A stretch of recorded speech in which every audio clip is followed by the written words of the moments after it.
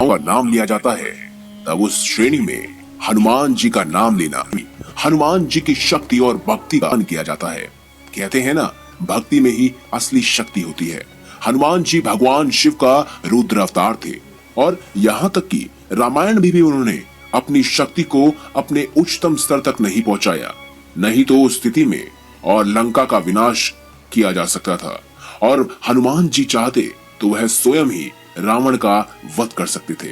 हनुमान जी को अमरता का वरदान प्राप्त है और वह कलयुग के अंत तक इस दुनिया में विराजमान रहेंगे। हनुमान जी हिंदू धर्म के वो महान पात्र हैं जो आज भी जिंदा हैं।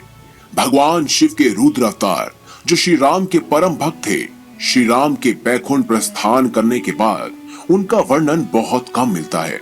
महाभारत में भी उनका कुछ ही जिक्र मिलता है, लेकिन एक सवाल हर किसी के मन में रहता है कि रामायण के बाद आखिर हनुमान जी गए तो गए कहां। और आज हम आपके लिए लेकर आए हैं इतिहास के एक अंश को जो हनुमान जी के चीन जाने की ओर इशारा करता है।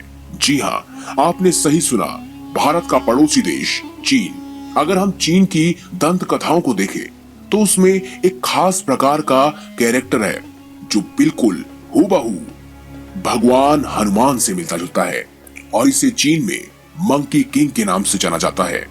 जी हाँ, जिसे सन वू कॉन्ग भी कहा जाता है। वो एक महान वानर था जो अनंत शक्ति का मालिक था। इस शक्ति से उसने बचपन से ही कई बड़े बड़े काम कर दिखाए। अगर हम उसकी समानता हनुमान जी से करें तो आपको बहुत आश्चर्य होगा।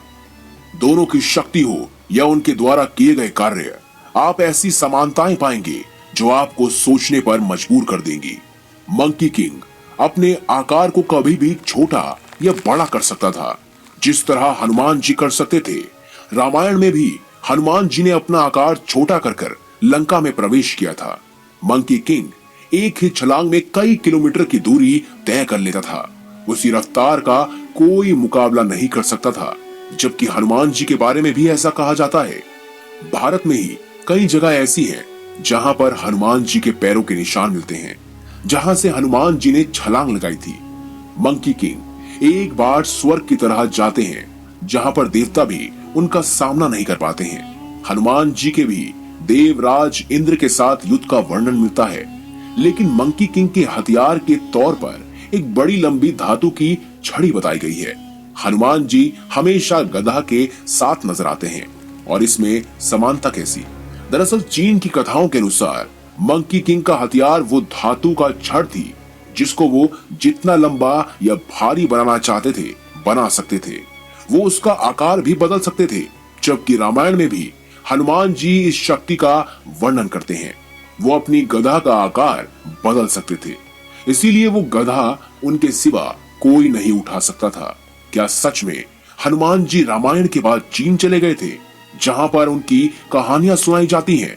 चीन के प्रसिद्ध इतिहासकार ची शॉलिंग पूरी तरह से मानते थे कि मंकी किंग कोई और नहीं बल्कि हिंदू धर्म के हनुमान जी ही थे, जिन्होंने चीन में समय बिताया और उनका इतिहास चीन के साथ गुजर गया। समय के साथ इतिहास के कई पन्नों को भुला दिया गया। बहुत सारी फिल्में भी बनाई गई हैं जिसमें उनकी शक्ति का वर्णन किया गया है। तो दोस्तों, आप क्या मानते हैं कि क्या सचमुच मंकी किंग ही हनुमान है? कमेंट बॉक्स में